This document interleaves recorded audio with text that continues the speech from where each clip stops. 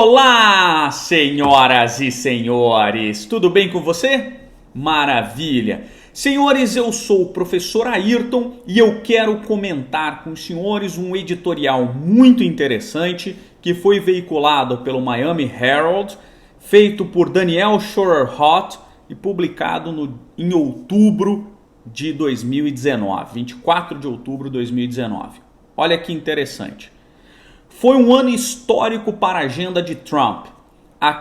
Aqui está o que isso significa para os imigrantes. Aí, linha fina.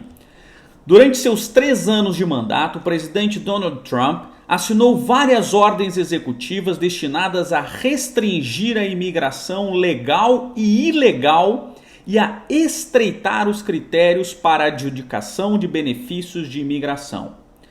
O Serviço de Cidadania e Imigração dos Estados Unidos tem sido uma das agências federais que mais aplicam algumas dessas medidas, atraindo críticas duras de advogados de imigração e ativistas de direitos dos imigrantes.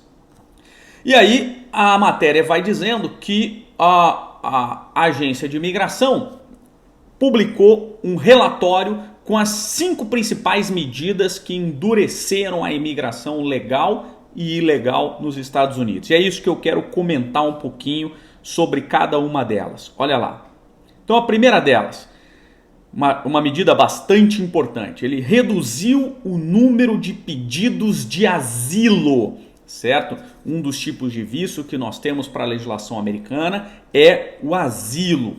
O asilo serve para aquelas pessoas que sofreram ou uma ameaça grave no seu país e solicitam o asilo ou solicitam a permanência nos Estados Unidos. De fato, isso foi uma medida muito importante, aí a gente vai tecendo alguns pontos críticos aí, porque a legislação americana, até por ser um país de muitos imigrantes, ela acolhia muitas dessas pessoas. E naturalmente, especialmente nós, somos países sul-americanos, passamos por guerras urbanas muito graves, especialmente atreladas, por exemplo, ao tráfico de entorpecentes.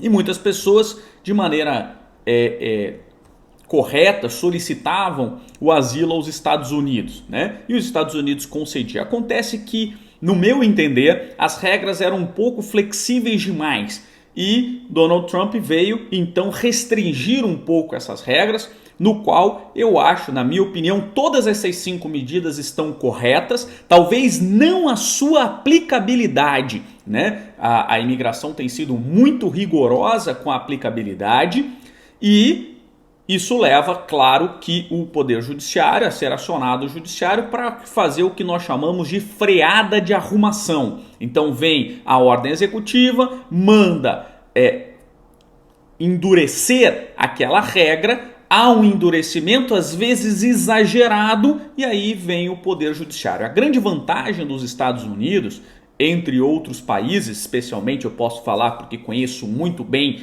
o Brasil, é que nos Estados Unidos eles possuem instituições muito sérias, instituições sólidas. Então você tem um executivo sólido, você tem um congresso sólido, um legislativo, você tem um judiciário muito sólido, uma Suprema Corte que a gente confia, né? Já a nossa Suprema Corte brasileira tem certas vezes que a gente fica arrepiado, né? Eu fico com o pouco de cabelo que eu tenho arrepiado com as decisões.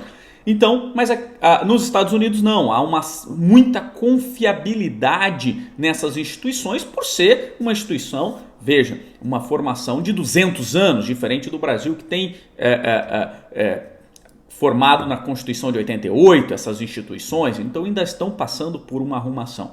Então, foi feito um enrijecimento nessa regra, no meu entender, muitas coisas estão corretas, né? Porque de fato havia um abuso. Claro que por outro lado tem acontecido um abuso também da imigração que estão sendo ajustadas pelo Poder Judiciário.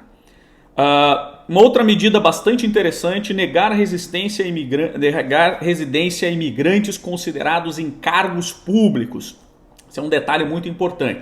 Essa regra foi posta pelo presidente Trump. Então qualquer pessoa que receber um benefício social nos Estados Unidos tem o seu green card negado.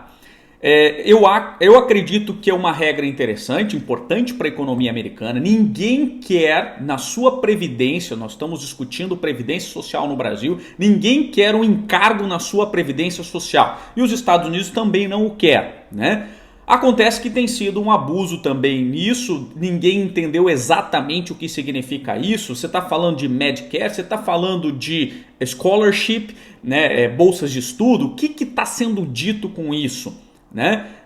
Eu tenho recomendado a muitas pessoas, na Flórida, por exemplo, tem furacão, aí o governo ajuda. Não pegue ajuda. Se você tem um green card, se você tem um processo válido de green card, não vá pedir ajuda para o governo. O governo não quer um encargo, ele quer pessoas que venham trabalhar nos Estados Unidos, que venham ajudar a economia americana, gerar emprego nos Estados Unidos.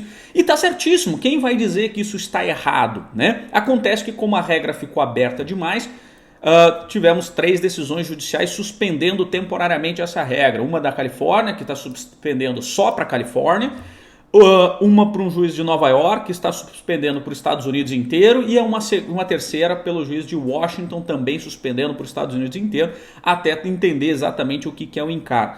No meu entender, acho que é uma regra correta, né, que precisa de ajustes também, porque ficou aberta demais.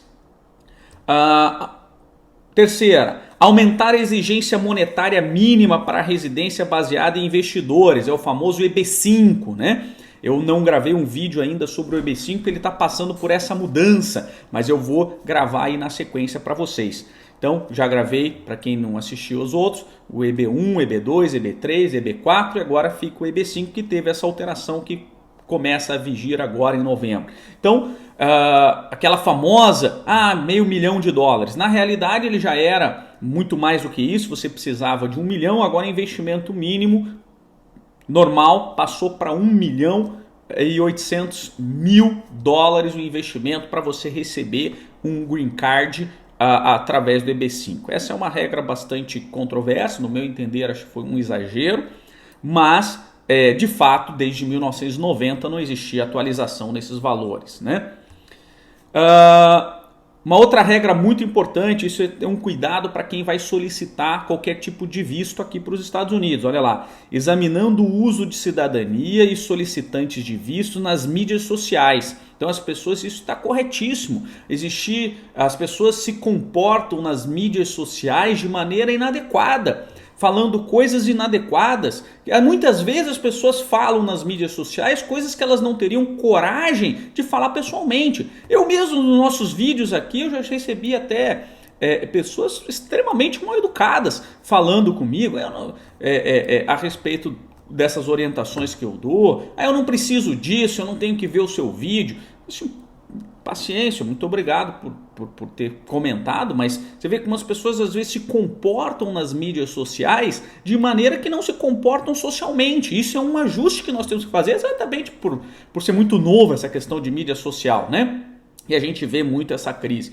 O fato é que tem que se tomar muito cuidado com isso daí. Por quê? Porque não pode as pessoas se comportarem, e quem estiver pleiteando, e essa é a atenção, um green card para os Estados Unidos, se comportem na vida social. Isso está certíssimo. É um jeito barato de analisar, né? Mais barato do que investigar a vida de outras pessoas, e ali você consegue extrair o que a pessoa tem de mais puro, porque muitas vezes as pessoas falam na mídia social aquilo que gostariam de falar na vida social real, né? Nas mídias sociais falam o que pensa, mas que não fala na vida do dia a dia normal. E aí você consegue filtrar. Eu acho que está certíssima essa regra do Trump, né? E escala de investigação e triagem de imigrantes. Isso foi um enrijecimento que o Donald Trump fez. Então, a partir do momento que você entra em ajuste de status, por exemplo, agora em vistos que não existia entrevista, inclusive no meu caso, que é um EB1, teve uma entrevista ela serve para entrevista de ajuste de status, mas também de verificação das informações. Existem pessoas que acabam mentindo em determinados processos, né? E aí vão para a entrevista, onde é uma situação bastante tensa, né? Isso é normal, mesmo para quem está falando a verdade. Eu estava falando a verdade, mas é uma situação tensa.